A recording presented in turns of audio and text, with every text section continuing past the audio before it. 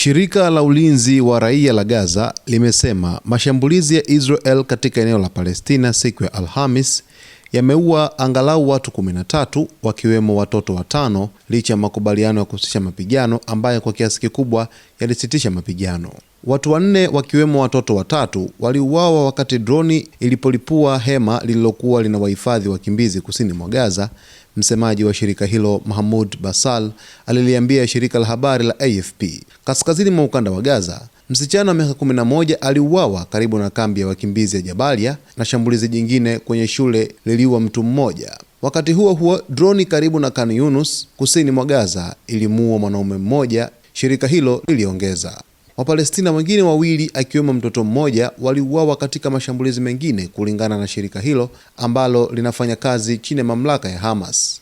Jeshi la Israel lilipoulizwa na AFP kuhusu taarifa hizo, lilisema linaendelea kuzichunguza. Baadaye jioni ya Alhamis, watu wengine 4 waliuawa katika shambulizi la anga la Israel lililolenga nyumba moja katika eneo la mashariki mwa Gaza City, Basal alisema, akiongeza kuwa shughuli za uokoaji zilianza kuwatafuta watu kadhaa waliokuwa hawajulikani walipo. Idadi ya vifo imefikia 13 kutokana na mashambulizi ya Israel katika ukanda wa Gaza tangu asubuhi ya siku ya Alhamis, jambo ambalo ni ukiukwaji wa wazi wa makubaliano ya kusitisha mapigano, alisema. Awali siku hiyo, jeshi la Israel lilisema kombora lilirushwa kutoka eneo la Gaza City kuelekea taifa la Israel, lakini lilianguka ndani ya ukanda wa Gaza.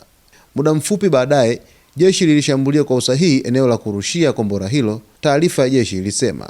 Tangu tarehe 10 Oktoba 2025, makubaliano dhaifu ya kusitisha mapigano yanayoungwa mkono na Marekani yamesitisha kwa kiasi kikubwa mapigano kati ya majeshi ya Israel na Hamas, ingawa pande zote zimekuwa zikilaumiana kwa kukiuka makubaliano hayo mara kwa mara.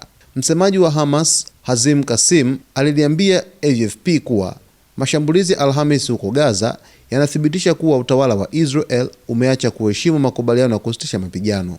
Kwa mujibu wa Wizara ya Afya ya Gaza, Israel imeua angalau wa Palestina 425 tangu makubaliano ya kusitisha mapigano yaanze kutekelezwa. Watu wasiopungua 21 waliuawa tarehe 22 Novemba mwaka 2025 katika mashambulizi ya Israel, siku ambayo imekuwa miongoni mwa siku zenye vifo vingi zaidi tangu makubaliano ya kusitisha mapigano kuanza.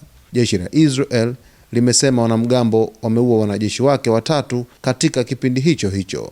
Licha ya sitisho la mapigano tangu mwaka jana mwezi wa 10 tarehe 10 chini ya usimamizi wa Rais wa Marekani Donald Trump kuweza kufanyika makubaliano hayo, bado kumekuwepo na matukio kadha wa kadha yakithibitisha mashambulizi ambayo yamekuwa yakifanyika katika maeneo mbalimbali katika ukanda wa Gaza, hivyo kupelekea hofu kwa wananchi, na bado maisha yanazidi kuwa ya utatanishi kutokana na mashambulizi ambayo yanakithiri katika ukanda wa Gaza. Kwa taarifa zaidi kutoka kote duniani, basi usisahau kuwa nasi wakati wote kwa kusubscribe, kulike, kukomenti pamoja na kushare.